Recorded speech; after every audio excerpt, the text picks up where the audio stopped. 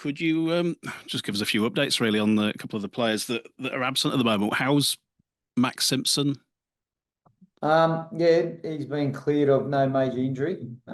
He's just going through his concussion protocols, so he'll be right to return for us hopefully against Catalans. So good news out of it. Probably a bit of a scare for everyone, but at least for his own safety and health, he's good to go. What do you even say to a youngster who suffers an injury like that, having waited over 3 years to get back out onto the field? There's not much you can say. Talk to him about the positives in his game, and it was just an unfortunate situation for him. But the positive is that there's other than a bit of a lack of game time, that there's 15 minutes he missed. It's a positive really in terms of that he got through the game. It was an unfortunate injury. He was just unlucky, wrong place, wrong time, and at least he's right and he's fully cleared to resume playing as soon as he's passed all the concussion protocols. Can you say which way you're leaning in terms of filling that position for Thursday? Yeah, we've got a couple of options. Ned done a bit of training there today. We've still got the options of Callum and like Morgan Gannon. So the good thing is we've got plenty of flexibility within our squad of guys moving around. But I've been excited about giving guys opportunities, young blokes. Max last week. So just sit down and work it out tomorrow. But at this stage, Ned's likely going to get a chance. He's played a handful, hasn't he, already? Does that help in a way that you're not giving him a debut, that he effectively knows what it's all about? Yeah, he knows what it's about. It's just making sure, number one, physically that they're right, and they haven't played a lot of footy, him and Max, this year. So it's mainly making sure he's right physically, and then a good chat to him today about his mindset and where his headspace is at, and he's very confident that he can get the job done, and you're putting him into a pretty good side and a pretty good edge as well. So like that helps those young guys when they've got senior players around them that can guide them through the game. Just while we're talking about that position, have you got any idea or more specific idea as to how long Ash will be available for, when he will next be available for you? Maybe Wigan, if not first final. That's what we're looking at. So is that probably slightly longer than you initially thought? Probably not with the extent of his injury, with his groin. So yeah, look, if we can get him for Wigan, that'd be great. If not, semis. And Keenan Palasea obviously was a late withdrawal last week, and he's not made the squad this week. What's the specifics around his injury? Yeah, he just a bit of an aggravated an old injury, and he's been managing it pretty well all season. It's nothing major. It'll just needs a week off his. He's having a cortisone tomorrow, and he just needs a couple of days off his legs, and we'll get him moving again on the weekend, and right for the Catalans as well. It's obviously another change is Joe Shorrocks has been banned, hasn't he? Is that ban pretty hard to take given the fact that he's only just come in? Yeah, I didn't think the tackle was that bad, to tell you the truth. He made contact under the short line where we get told you have to make initial contact. So I think the 2 game suspension is pretty harsh. But I get that he's got, like the points already hanging over. Yeah, from when he was at Salford, obviously. So you will have to make changes. In terms of momentum, how happy are you with where you are at the moment? Yeah, I'm pleased with the way our performances are taking shape over the 80 minutes. I feel like the first half of the year was learning how to not beat ourselves, and I think we're doing a pretty good job of that now. We don't, we're hard to beat, and now we're going about our way and learning how to win in different ways. And we had to learn another way on the weekend, whereas we started a little bit flat and it didn't have the same energy levels that we probably had over the last 6, 7 weeks, with our starts. But we toughed it out. We hung in there, and once we got to the opposition's end of the field, we come up with a try, and through good execution on the late in the tackle count, and that gave us the energy needed. So, that was another way where we've had to face a bit of adversity, and that's the stuff at the moment that's pleasing me. It's just our response to different things that happen in the game, because not 180 minutes looks the same any week. You've had some very tough games of late, haven't you? You will be big favourites though against Huddersfield on Thursday. How much is this a test of attitude as much as anything else? I think we've passed that test, James. This is more around a challenge for the players to keep coming and playing with energy.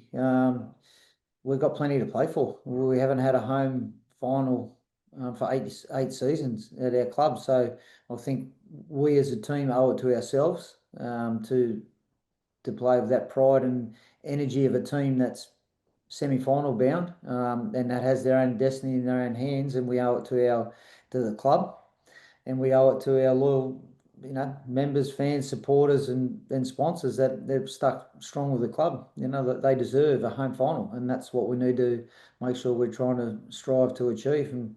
And we've got everything to play for, so there shouldn't be. I'm not expecting any downturn in attitude or energy, because we've got everything to play for. And just lastly for me, what's your take on Huddersfield at the moment? Well, that was a while ago, the last time we played them, but they had plenty of fight, and they're probably going to be disappointed with how it went from last weekend. But what I'm expecting is that they'll come out and throw everything at us in their first 20, 25 minutes, and they'll fight hard. But for us, like, it's about us making sure that we just front up with a bit better intensity or energy levels come the start of the game. We were probably just down and a little bit flat, but I feel like that I had a bit to contribute with that, with what we did during the week and on the back of whole KR, and I kept working them pretty hard. But it's just a mindset that we're trying to drive into them, that once they get out on the field, that 80 minutes, it doesn't matter what they have or haven't done during the week. No one cares. They only care about what they do in that 80 minutes. Just on Joe Shorrock's, presumably there's no appeal. You're accepting the two games. Is that right? Yeah, just thought it was too big a risk to turn it into 3 games. But like I said, it doesn't change my view, and I feel like the grading's a bit harsh. Riley Lum's come back into the 21. Has he got a chance of featuring this week? Maybe on the wing with Hankinson at centre. Is that one of the options you're considering? It could be, Pete. It could be one of the options. He's all over it, aren't he? You might as well pick the team for me. Oh well, no, maybe not. But he's obviously Yeah. we've not seen Riley for a while. I just wonder what the situation with him is. Obviously, he played the first, I think it was 17 games. We've not seen him since. He's still in the picture, is he? Yeah, no, he's still in the picture. Where possible, if a centre goes down, I like to replace with a centre. Like otherwise, we're moving. And I know Chris can move there, but we've got guys, and we have a squad for a reason, and we have coverage in different positions. What's the point of us, putting together a squad if every time we get an injury in that position, I don't put any trust in the guys that are here in the squad for that purpose. So. Riley's a winger in my eyes, and that an opportunity hasn't presented for a winger yet. All right. And Zach Lloyd's come back in. I think he was in once before in the 21. Is this again for experience, and is he someone you see as maybe getting an opportunity next year, or? Yeah, well, I hope so. Like the pre-season will be a big governor of that, where he's at physically, and hopefully this gives him a bit of extra motivation and drive in the pre-season to realise he's getting close and what he needs to do to get himself, in the frame. We've got a reserves game tomorrow, and if he plays well tomorrow, he could find himself 18th or 19th, and go through that whole experience. We've given young Brownie the opportunity against Wakefield to do all that and warm up with the boys, and just like to give them that early preparation so they know what it's about. So the first time they actually have to do it, that it's not something new for them. You mentioned the reserve game. I think if they win, they finish top. The academy have come second in their league, only one defeat. How encouraged are you by those the lower grades of seasons? I mean, they're both pretty young teams, aren't they? Yeah, they are very young teams, and it's good depth. But I think I'll go right back to at the start when everyone was talking about my future. I said the club is in good hands from the people that, were here before me. Now Luigi's come to the club, and there's good people doing a lot of good work here, and Chev's done a good job of all our pathway programs, and Luigi's done a good job with rearranging the roster and putting it into shape. So yeah, look, we've still got a lot of work to do, and you just can't, because we're going okay at the moment. You can't rest on laurels. We've got to continue to want to get better. But the club has got that drive at the moment, and it's it's a good working environment, and everyone's happy with the job that we're doing currently. But it can change in a week, mate. And I've often said it, and it's just my job to keep everyone on their toes to make sure it doesn't change. And just one thing on the game this week, you're obviously securing the six now for the first time since 2022. Do you see that as an achievement, or is that just a starting point for what you actually want to do this year? I think it's both. It's an achievement for the work that we've done and where we've come from, but it should now be a boost for us to what do we want next. And the next part of it is we've secured a final spot, but the next part of it is we need to secure a home semi-final. And then once we do that, well, what comes after that? So, but it all starts this week. We've had 4 good consecutive performances where we're really happy with our framework of our game and our identity of the team that's what we need to continue to build on. If you are a coach who looks at the permutations going into at this stage of the season, or do you just believe that if you win 3 games now, you'll be in a decent spot to finish second, never mind third or fourth? Yeah, look, we've talked about it as a group, but we can't get bored with trying to be consistent in what we do. And if we keep doing that, well, you'll put yourself in the frame to win games. And if we can do that, we'll be playing a home final. And then from there, we can set that last game up against Wigan. But there's a lot of other things and results that we don't know what will happen in the meantime. So the importance is that we know what we have to do to play a home final, and that's all we're focused on at the moment, and that starts this week. And like I said, we've had 4 good consecutive performances. Can we, and the challenge is to do it 5 times, and then it's 6 times and 7 times. And the really good teams do that. We have to prove that. Yeah, just one final one on the injuries, which has been mentioned before. They are starting to mount now. Are you optimistic that you will have close to a full bill of health once the playoffs arrive? Look, we'll get a few back, but we've probably got 4 or 5 guys that are done for the season. You go right back to Micah. I think Alfie is probably done for the season. Cameron Smith probably, is done for the season. I'm not sure about Tom Nicholson-Wharton. So there's a couple of guys there that have had, young Fergus hasn't managed to get a game out for us this year. So there's a couple of guys there, but there is a couple to come back. But at the moment, we can only focus on the blokes that are in the team and the job that they can do. And everyone that's come into the team has stepped up and done their job, and that's what we need. I don't know if Tom Holroyd's been mentioned recently. What's his time frame for a return? Well, at the moment, the plan is, and everything's tracking to the plan, is that he plays next week. Right, that'd be a bit of a boost then, given the numbers that are missing. Yeah, it is, but I'm happy with what the guys that have stepped up. They've come into the team, they've done their job, and what it's done is the guys that are missing out or thought they just walk straight back into the team. Well, I think it's put a bit of pressure on them as well, because Presley's come in and done a great job. How do you leave him out of the side at the moment? And just on Cam Smith, what's the exact issue there? Is it worse than your first thought? Yeah, he's still just got to get some final results or some decisions made, but he's got some disc bulge there, which is pretty nasty, and we probably need to look at what the long-term fix for him is, and so they're just working all that out. But he won't play this year, mate. How's he dealing with that? Because he was obviously co-captain, but he's not. Yeah, it's been one of those seasons, isn't it? Yeah, disappointed, but I think he just wants to be able to play at full health and not be carrying an injury into a game, and he's probably had that back issue lingering for a long period over his career, so it'll help prolong his career and put him in a good place for next year.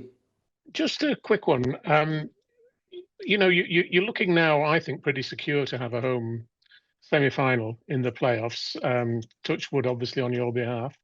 But this weekend, obviously, everybody would expect you on form to beat Huddersfield, and Wigan are going to St Helens, and that's obviously a difficult fixture for them. And if they don't win, you'll be level on points with them, although they probably will still have a significantly better points difference than you. But that last game of the season at Wigan, that could be the game that gets you into the top two. I mean, it's building up as a hell of a almost of grand final proportions, I would think, that game potentially, especially if Wigan go into it level on points with you.